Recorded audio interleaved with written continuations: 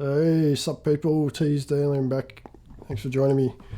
Today's going to be a quick one. We're going to look at how to make a bouncy ball sound inside the grid here with Bitwig. And let's go. So, crux of the bouncy ball patch is two envelopes, and one of them's going to modulate the other. I'm going to use attack K envelopes. So we'll just duplicate one of those. And one of these is going to be quite a long drawn out decay. The other one's going to be quite short and snappy, and we don't want much of an attack time on either of these. So don't want to take it to 0 because you tend to get clicks, which we don't really like. So I'm going to route the audio through the short one for now. I'll take that one out. And we're going to need, obviously we're going to need something to trigger this sound, and I'm not going to use MIDI or anything. We're going to stick with everything inside the grid here. So to do that, we're going to take a trigger module here. I'll just explain this as we go, just try and make it crystal. So as we just plug this trigger straight to the envelopes, you can see I'm triggering, but this short one is going to be the envelope that gives us the bouncing sound, right? Because the audio is fed into it. So we want this to loop. So we're going to engage this behavior so this loops, but it's only going to loop with a high gate at its input, on the gate input.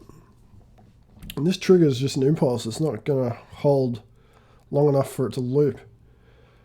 So as you can see, it's not looping. So what we're going to need to do to make this happen is use this gate length module. And we use this because if we were just to use a button, this would just like engage the loop, and it just would keep looping indefinitely. You know, we don't want that. We want to be able to have something that can control the length of the gate so that it goes low. And this will ultimately control the length of the sound as well. So we'll put the trigger in through the gate length and then down into this looping envelope. And we're going to increase the length probably a couple of seconds, 2 or 3 seconds or so. And we'll just see how this goes. So now you can see it's looping, it's doing its thing, but we can't hear anything because we had the wrong envelope going to the output. So we can hear that. It doesn't sound quite right though. So we haven't really set up the proper behavior between these two envelopes. And like I was saying before, we want to use this lengthened attack decay envelope to modulate the decay time on this short looping envelope. So to do that, we just go this, and then we just add the modulation to the decay like so, something like that. And let's have a listen. So yeah, now we're getting into the ballpark. And this is basically the crux of the patch. So I think maybe the timing may be still a little bit long, and the decay time is basically now just striking a balance between this longer envelope and the gate length timing. So I'd just say adjust those to your taste, you know, like how you'd like. So basically got the, you know, the crux of the patch there now. So what else can we do? We can add a bit of modulation to the pitch in the oscillator. So to do that, we can just take the envelope output to pitch input and bump up the modulation. So it gives us a bit more of a bouncy kind of sound, like it's not so static. And it's still a little bit sort of, I don't know, a bit plain. So what I might do is just add a bit of FM to the sound. We can do that by just duplicating the oscillator, and we can feed this one back into the phase input and increase the index there. And let's have a listen to that. And it's starting to sound a little bit more metallic and a little bit more sort of interesting. So again, we'll take the envelope, this looping envelope, and we'll modulate, I think we'll modulate this frequency of the modulation oscillator. I'll just try that and see if this works. I'm sort of just trialing a little bit here.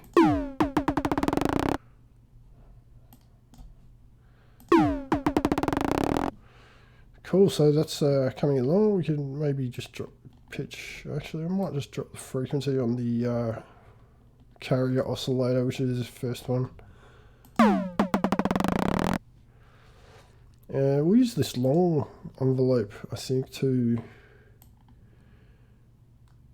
modulate the frequency again, just see if this sounds any good. So that's starting to sound, you know, pretty decent, I think. What we can also do is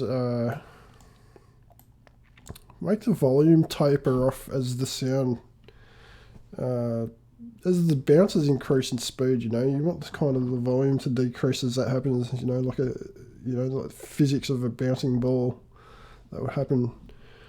It sounds a bit unnatural, just with, just constant volume.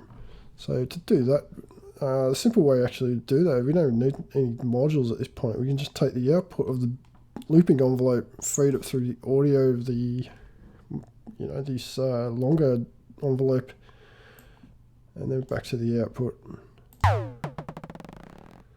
So now we've got like a more natural sounding bouncing behavior.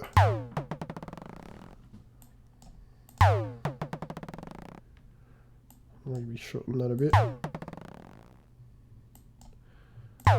It's just a matter of getting those to taste, like it's basically the patch, in a nutshell.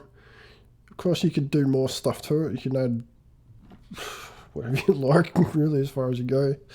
You can filter it, you can add delay. I might have a look at that. So just take a modulation delay, for instance.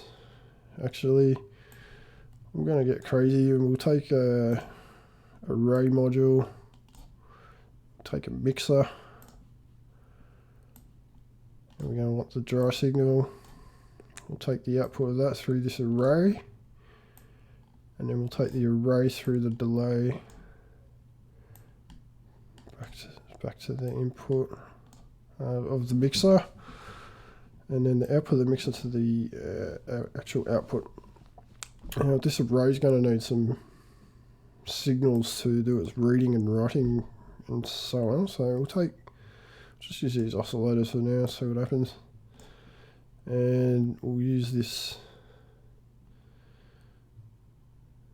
I guess we'll trigger it with the envelope and see what happens. Okay, so we've got a bit of weirdness going on.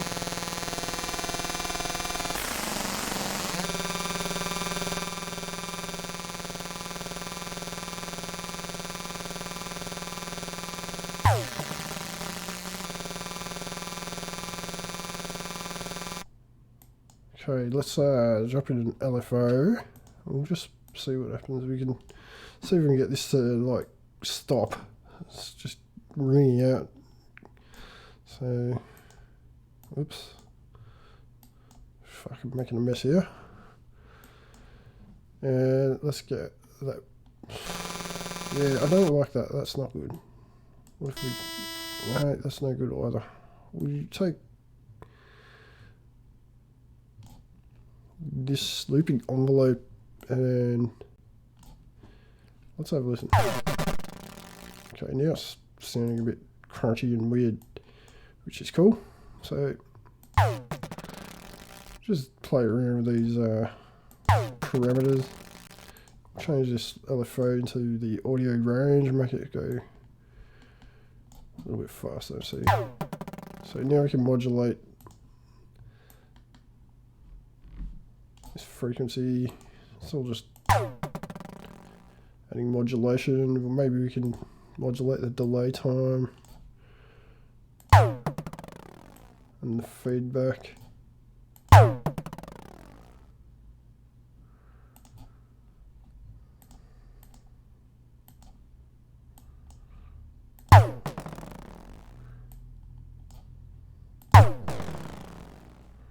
yeah, so we're starting to get some interesting shit going on.